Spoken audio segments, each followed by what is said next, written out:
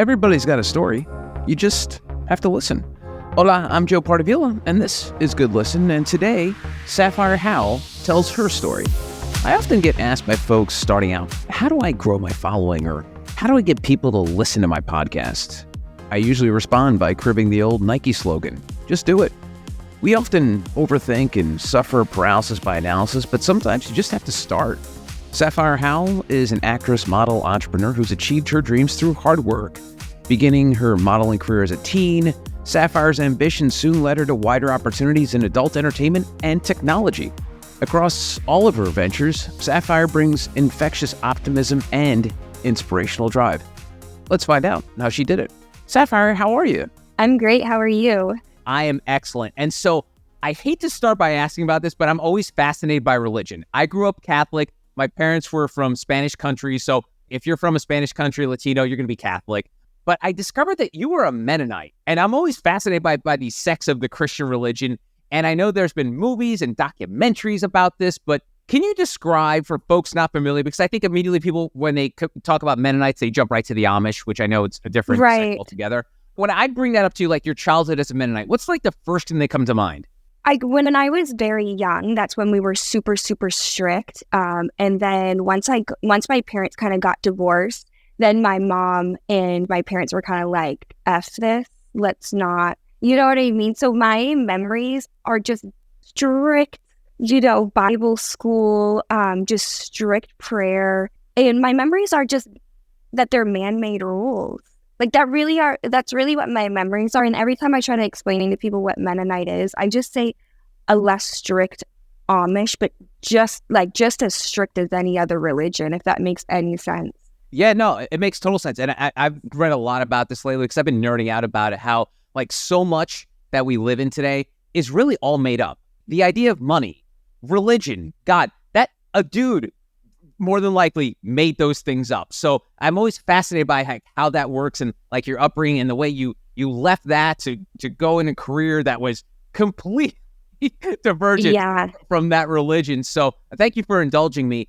I want to talk about AI a little bit because I always try to avoid AI when I can because I know it's one of these exhausting things that people just constantly talk about on business podcasts. And I know you're involved in it, but I want to get your take on it. We're recording this the week that the Taylor Swift AI controversy broke out. I don't know if you're familiar, but people have been taking photos. Yeah, people are taking photos of Taylor Swift like in her concert and then making X-rated versions of those photos. And she's looking to sue. It went viral, obviously, as you can imagine, on Reddit. What's your relationship with the AI? And I know this is going to be a big part of the future of your career. It's or one of the sort of the sectors of what you're going to be dealing with. But AI and the adult industry, and I know as long as being a teenager that since Photoshop's been around, people have manipulated images of celebrities and whatnot, but AI is taking it to a different game. When you hear about stories like this, Taylor Swift going viral because someone's decided to make X-rated versions of a photo, what does that make you feel like? Because the fact of, and really, I'm really about the loss of control. Like you literally have no control of who you are in the internet. I don't like it. I actually think that it's disgusting to do to someone without their permission. And the problem with AI, it looks so real. It looks like identical. I feel like it's better than Photoshop. Like it looks so real. And I think that it's really just vulgar to do to someone I obviously didn't see the images, but I can only imagine what they're going to do next. And I don't agree with that because I feel like whether it's AI or it's really you, when it comes to adult content, there needs to be consent. It is all about consent. And I'm surprised, it sounds like she's suing them. I was going to say, I'm surprised there's no legal action. And I would do exactly the same.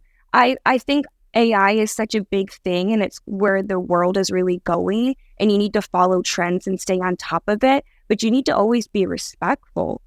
Yeah, no, it's frightening. And we're just scratching the surface. Like if this was an iceberg, we're just like at the tip of it. And I want to get into how you're involved in AI, but before we get there, you've had such a fascinating journey from, obviously leaving your religion to dancing and working in the adult industry. And then you've become a bit of an entrepreneur. So I'm curious, the entrepreneurial bug and entertainment. I've always felt that entertainers, even though they don't want to admit it, inherently have to be entrepreneurial. Otherwise, Absolutely. people are going to take advantage of you. And I know a lot of, and I have a lot of friends like this who are the artist type, like, I don't want to talk about money. I don't want to, well, listen, if you don't want to talk money, that's cool, but you're going to be broke. So talk to me about how you embraced entrepreneurship along the path that you've taken since you left the religion. So I think that it really started happening, obviously, when I started stripping, right? And I feel like stripping was such a big thing and people made a lot of money at one point, and then they went to like webcamming, or then they went to adult, or that then now it's at OnlyFans and all those kind of things. So you have to keep following it. And I think that's kind of how I became an entrepreneur, by you have to just keep progressing.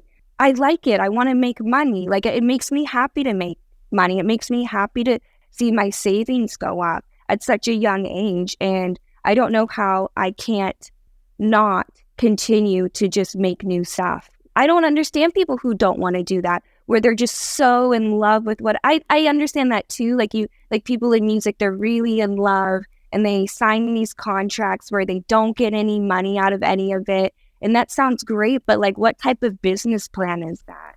It's so funny you say that, because it reminds me of, I've done a bunch of podcasts with doctors who are doctors, entrepreneurs. The recurring theme in medical school is they don't teach you anything about business plans or running a business, running an office. And so then they get out of medical school severely in debt, and they're like, now I'm my own boss. I've got to go rent an office. I got to get a staff.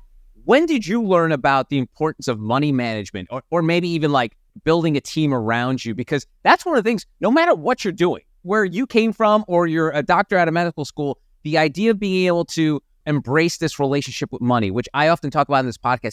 I'm very uncomfortable talking about money. I don't know why. Maybe it's just my background, but can you give me like an insight in terms of like how you were able to take it from becoming an entrepreneur? But one thing's becoming an entrepreneur, but the other thing is being good with your money. I think it comes from my childhood, coming from such a poor family, and I have an anxiety about money. Like, I want to make sure I always have long-term, like always have money, no matter what. You can get yourself into any situation. You could physically get hurt where you're not capable of doing your job anymore. And if you don't save all your money, you're really screwed. And I don't ever want to feel like that. I might be overboard with it, but it comes from my childhood. And I went through a stage where when I was a stripper, I spent my money. You know what I mean? So then I went through that. I feel like sometimes you kind of have to a little bit enjoy your money, and then at a young age realize that you really, really need to save. Like, I feel like people 18, 19, I think it's really normal. I don't know about you when you were 18, 19, did you spend all your money because you didn't really have any? Sapphire, it's so funny to say that, because as different as we are, different career paths, different upbringings, I was the same way. Like, to me, I am more afraid of homelessness than cancer. And I know that sounds weird, but that's where I come from. I don't know what it is. There's this bug in me, maybe growing up in New York and growing up around it and seeing the poor people and putting myself in that situation and trying to like create a narrative in my brain of how did this person get there? What did I do right that they did wrong, or what happened in their life? Yeah. So it's just so funny that you have that same feeling towards money as well. Like, to me, that just scares the living shit out of me. Me too. I don't ever want to be in this. I've been close to situations like that. I don't know about you, but even that can really shock you. I also see the way other people live, and I'm like, okay, I don't want to do this. I don't want to be where that person is. I analyze people a lot and where they're at, and I use it to my benefit by being like, okay, I'm not going to spend all my money on these designer things. And you know what I mean? I have a lot of nice stuff, but I don't think wasting your money is beneficial at all. If you're going to spend money, at least try to spend it on something that could help you in the end. Yeah. I'm not saying don't enjoy it, because that's a big thing too. I had to learn that also, where I'm like, okay, I'm saving all this money and I'm not enjoying it. And then I feel like there's kind of like predators and people like that are like, oh, she makes a lot. Let me try to like steal or like con her into stuff. And the more money you make, the more people will do that. So that's kind of how I learned. I was like, if people are going to do this to me, at least should get myself a few nice things, and try to enjoy it. Yeah. I mean, to me, I equate money as freedom. That's the one thing. Absolutely. To me, that's the one word. Like, people always say, oh, money doesn't solve everything. People with money have the same problems. I totally get that. But the one thing that you cannot deny is the freedoms that money lends you, whether it's living in a nice neighborhood, living in a nice house, being able to employ people to help you along your way. Like, yeah. That's one of those things people don't like to talk about when it comes to wealth and money. It's like, that's the key. the Jeff Bezos of the world, he makes more money than God every single minute, yet all that does is it just affords him freedom to like live on a yacht with his girlfriend. You know, it's like, that's what it's all about. Yeah, I mean, it makes life a lot easier. You know, it doesn't make life peaceful. It can bring more like drama into your life, but it in certain ways it can make life a lot easier. If you get yourself into a situation, money can help. I'll say it. Like, I really think that people should save their money. I want to almost come out with like a saving business plan for people, you know? I was just telling someone the other day, I was talking to her and I said, why don't you just set up an account and don't look at it and put one of your incomes there and don't look at it in 6 months and just see how much is in there and buy yourself a house or put a down payment, you know, or a year or 2 years. But you got to save. Well, who knows? It could be another job. You've had multiple jobs, Sapphire. Maybe a financial advisor. Yeah, advisor. All right. We started earlier talking about technology, and you really embraced technology along your career path. And obviously with OnlyFans, everyone reads the stories every day, how people quit their jobs to just create content on OnlyFans. But folks not familiar with it and only know like the salacious headlines of the teacher by day, OnlyFans by night person. How has it worked for you? How profitable can it be for folks? And I know not all content creators are created equal. We're only seeing the splashy headlines, but obviously it's worked for you. If you don't mind, take me back to like when you first heard about it and then when you started seeing traction with it. I first heard about it when it came out, and I've always had a profile, and it wasn't until COVID when everybody stayed at home and nobody really had anything else to do except for like talk to people online. And so that's when I really saw a dramatic amount of money, like just difference in money coming in. And it actually got me out of mainstream adult videos because I started to lose money by going to set for hours instead of just making content at home. But I always say that I started it with a fan base, and I feel like people think they could just make any type of subscription platform profile and think that they're just going to make money. You have to secure a fan base. You have to. Otherwise, you're going to put content out there that could risk other jobs. And I don't agree with that. Like, you got to go full force and make as much money as you possibly can. And I honestly think unless you're wanting to put in the work to make a ridiculous amount, I don't think it's worth people's time. It's very, very hard to be in the 1%. You have to put it. I mean, this is like 7 years of effort that I put in. And people need to know that because I think that they see celebrities on it, but the celebrities come with a fan base that they can promote to. And I don't think that that's translated to people. Yeah. And also what's not translated to people is the amount of work that you were talking about. The fact that no matter what happens, how you're feeling that day, guess what? You've got to create content that week.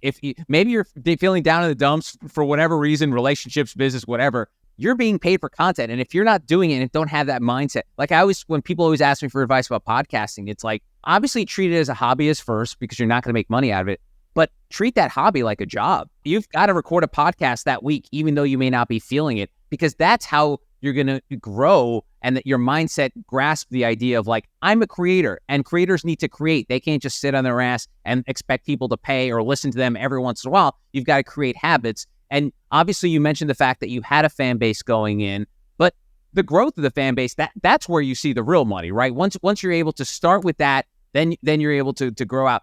How many subscribers do you think you've had at your peak on there? Like 30,000. And with 30,000, that number sounds pretty impressive.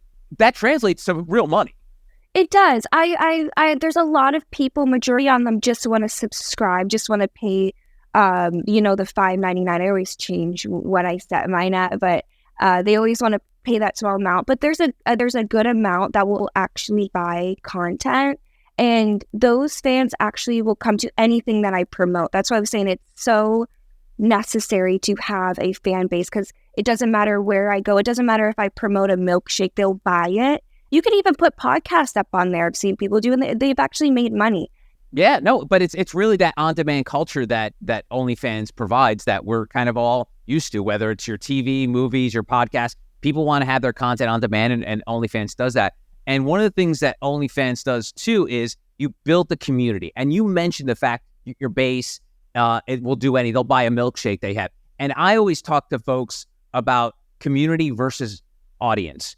People always like, I want the biggest audience possible. I'm like, no, you don't. Eventually you might, but when you're starting out and you're growing, you have to start with a community that will do anything that you want. I wrote about this in my book, Sapphire. Like, Planet Fitness versus Peloton. Planet Fitness is incredibly popular, but you don't see people talking about Planet Fitness on social media. You don't see them saying, hey, went to Planet Fitness today. But that friend of yours that's the Peloton freak, they're going to post every day, hey, ran 10 miles on my Peloton treadmill. Hey, did 5 miles on my Peloton bike. So building that community is super huge. When did you realize the importance of community?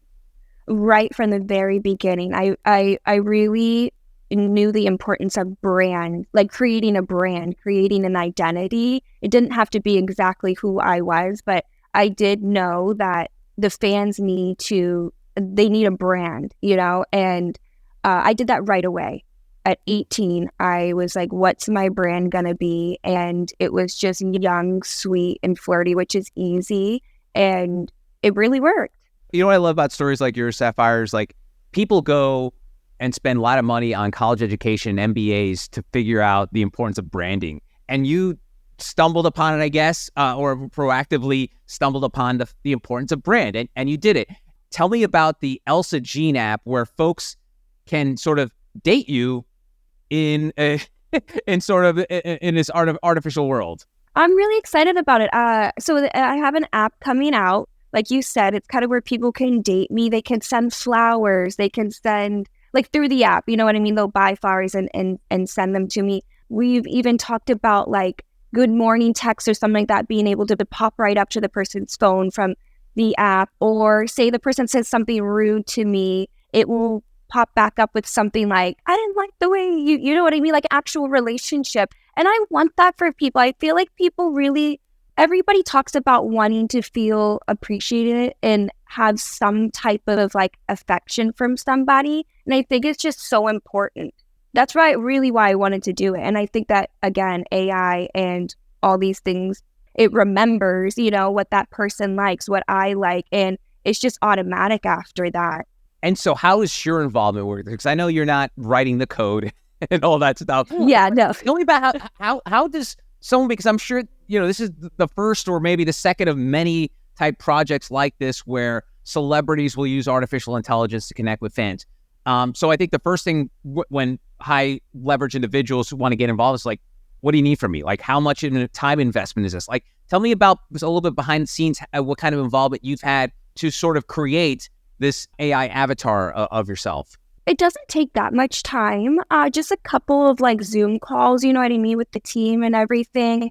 But I mean, I want to pick the way my avatar looks. I want to make sure it looks exactly like me. I want it to make sure that it speaks exactly the way that I do and knows everything about me. And that takes time. I just want them to have it to be as close as it can. And it does take a lot of involvement. I have Sugar World coming out too, which is another AI thing. And I went into a room full of, I want to say it was hundreds of little cameras. And they take every little photo of you. And that does take time, and then you have to speak into something so it sounds like you. But all of that's so fun. You're like a Marvel superhero, right? You're like, yeah. You're like doing exactly, you and Robert Downey Jr. are like the same person, essentially. Yeah. I mean, it takes time, but not really. A couple of days, a couple of weeks, and then checking back in with people. I really like to stay on top of my brand to make sure I have full control over it. A lot of times it's easy to hand people the control and it just doesn't end up being you. I think that's how their brands start to fail, is when they give other people too much control. You can have people help you and help guide you, but you're the 100% the one in control. Make sure it looks like you, make sure it's exact, make sure you love it. Any product that you put out, you gotta love. You gotta want to promote. That's awesome. And I'm not the only podcaster in this conversation. You also host a podcast called Heartbreakers. I guess, why podcasting? Because a lot of what you've done has been the visual medium. Why was going the audio route a way for you to connect with your community? So I actually was doing Twitter Spaces for NFTs. I wanted to really try to engage in that community because I didn't know it and I needed to learn a lot. So I actually people started to like write it and really help me. And then I liked the Twitter spaces. I liked talking on them. And so I started giving, people were already asking me about relationship advice. Just in general, I would get random tweets, random questions, and I would always try to answer them. So the Twitter space, I just started answering the questions. And I was like, well, we might as well do video. We might as well do a podcast. And they really were asking for it. And why not? Another thing to work on. It's done really well. Again, following the trends. And so podcasting, how different is it in terms of connecting with those folks? Is it just another layer to it? Because it feels like you have a multi-pronged approach to connecting with the people that follow you. Yeah, I always want to make sure I have some type of connection with them. That's how I keep my fan base. So the days that we record, we always try to do one session where we actually go live. That way people can ask their questions right then and there. We also have a hotline for people to call. And I'm very interactive on Instagram. So that's how I kind of keep the people, the community, tight. That's awesome. That's great. All right. So we talked about the past, the present. What's the future looking like? Because beauty's fickle. It's like we don't look the same we looked yesterday. I know. You probably know better than I do. I'm not much to look at. But what do you think about your career in terms of the future? Because, obviously a lot of your fame comes from the fact of the way you look. I know. And this would be me. Like, again, me being in your shoes, I'd be like thinking about every day, like, oh my God, what am I going to look like in my 50s? What am I looking like in my 60s? Do you think about stuff like that? Every day, all the day long. I was just thinking yesterday, I work out every day, and the fans are not nice about aging. I'm not going to lie. They really, truly believe that, I don't know what they believe, but some are very confused on aging. It's been almost 10 years since I've been around, and I know that I look at people 10 years ago and they don't look the same, especially from 18 to, later 20s, mid 20s. And it gives me anxiety. I'm a female. Like, I know that beauty is a big part of it. I don't know how to, stop myself from aging. Aging is just part of it. I mean, I have the anxiety. I know that eventually I won't be as beautiful, and I need to come up with a business plan to replace that. I don't have one yet. I do know that I want to use my social media as best as I can for financial gain. That's where, TikTok, all of them, advertising, Snapchat, you get paid. I guess the more I age, the more I can maybe get deals doing different things that follow whatever age I'm at. I think one thing to remember is, like, beauty is like beauty. Like, people are still going to be beautiful in their 50s, 60s, 70s. It's just, like you mentioned, some people can't register that's how that works. They think that people are, like, trapped in a certain, like Leonardo DiCaprio on Titanic is the same person who should be now, 30 years later. And we're not. We're all aging different ways. So, I hate asking those kinds of questions, but I feel like a huge part of your industry is just the looks about it. It's as unfortunate. It's almost like it's a double-edged sword, obviously, right? It's unfortunate and fortunate that it's one of the things that you kind of have to deal with. And you mentioned this, and without digging too deep into it, but the internet could be a vast wasteland of, like, cruel people. You've made a big chunk of your career, thankfully, because of the internet, but you're still going to deal with what we call trolls. How do you turn that off? Like, that's the one thing, like, I would have trouble dealing with, just like the amount of people and what they could say. And I'm sure for you, probably a majority of it is a lot of positivity because it's folks that are subscribing to you, fans of you, but you're going to get the typical person who's going to not be so nice. So how do you deal with that? I was actually very bullied in high school. It caused me to actually graduate 2 years early, and it was very traumatizing to me, but I believe that it really prepared me for the life that I live now. And also, I'm part of a generation where there was always social media. There was always Facebook and all those things, and I'm used to it from whenever I had, like, 13, I guess you would say, whenever that social media came out. I remember having, like, Instagrams and stuff at, like, 13, 14, and everybody was always mean, and it prepared me for where I'm at now. How I kind of like to have my social media is very positive. I stay very on top of the negative comments. If I do get negative comments, they almost look like an outsider, and my fans actually will, and the positive people, before I even see it, will jump on it. So it's hard for me to be upset, when they look weird. What's more upsetting for me is when it's another female. I'm not going to lie. It just feels off to me. And I think that's where I'm kind of like, man, and I will comment back. I'll be like, come on, that's not what we do to other females. Like, we don't put each other down. And again, they look like an outsider. They do look like the crazy one. I think that's how people should keep their social media. Keep it very positive. You also have to be a positive person. Try not to talk about negative things because it allows other people to come and be negative.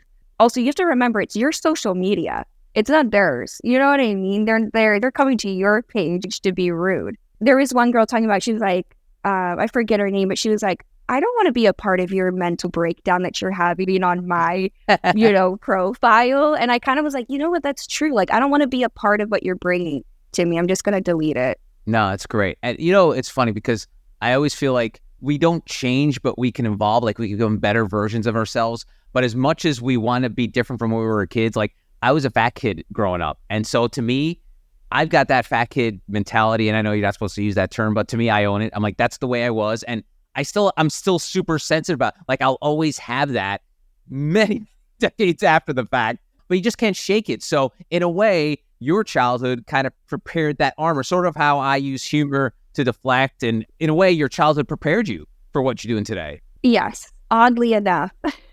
It did. Well, that's awesome. And for folks who are not familiar with you, want to become part of your community, what's like your best, and to part of the phrase, like, gateway drug? Like, what are the baby steps for people to connect, find out more about you? Where should they look? Honestly, on my social media, where people hate on me. I'm just kidding. But yeah, on my Instagram, I promote everything that I'm doing constantly. That's the easiest thing because I'm always doing something new. And if people just follow me, you could just see it's Elsa Jean official once a week. I try not to, and that's another thing with my social media. I try not to over promote. I think that's annoying. The fans don't like that either. Whenever I'm doing something new and exciting, that I'm always truly involved with whatever I'm promoting. I will not promote something that I don't feel confident for the people to be subscribing or buying. And my fans do know that. And it's Elsa Jean official. And it's funny, it reminds me of, I remember Scott Disick, one of the Kardashian people, many, many years ago, when this Instagram sort of influencer marketing thing came about. He got paid to post something, I don't know, it was like a supplement. And since he was so detached from it, he posted the photo and copy and pasted the email from the marketing company. People are like, dude, like, are you not even paying attention? So I'm glad that you are paying attention. And one last thing about your Instagram, 2.6 million followers. I have nowhere near that. I have a couple thousand if I'm lucky.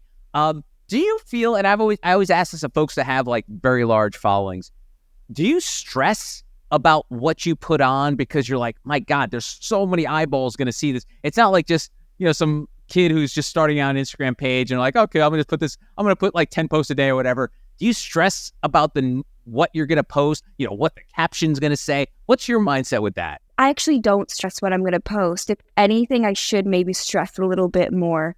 Sometimes I even upload no makeup, like I don't care, frizzy hair. But that also is my fan base. They know that. I've always been like that. I don't have the time or the mental capacity to care about, you know what I mean? I just can't. I also feel like it's impossible for me to please 2 million people. I could look one way and other people aren't happy and and that's just where it's at. So no, I don't stress. If anything, I should. Seriously. Well, that's awesome. Thank you so much for the time, Sapphire. I really appreciate it. Thank you. You're welcome. And that's today's Good Listen. I'm Joe Pardavila, and if you ever want to reach out to me, I'm on social media at Joe Pardavila and TikTok at J Pardavila, and feel free to shoot me an email and connect and tell your story at joepardavila@protonmail.com. Thanks for listening. Until next time, adios.